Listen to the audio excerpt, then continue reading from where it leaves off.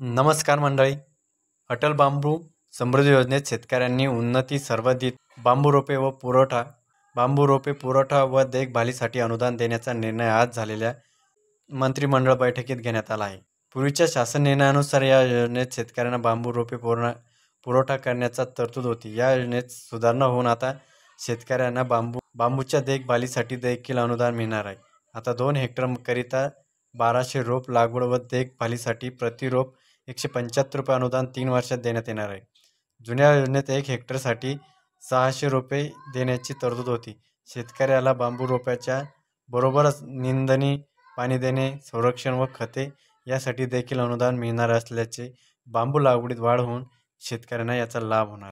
त्यामुळे महाराष्ट्रातील शेतकऱ्यांनी या बांबू लागवडीची योग्य तुमच्याकडे जर 5 एकर जमीन असेल तर तुम्ही कमीत कमी 1 एकरवरती बांबू लागवड घ्या.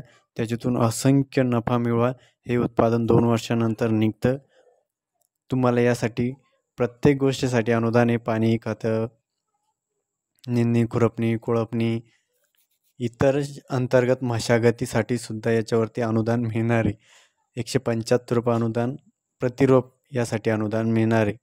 म्हणजे तुम्ही जर हिसाब लावा, 1000 रोपं जर कलमा घेतल्या तर त्याला 175 रुपये गुणिले 1000 कलम करा, म्हणजे 16 ते 20,000 रुपये प्रति एकर यासाठी अनुदान देण्यात येणार आहे.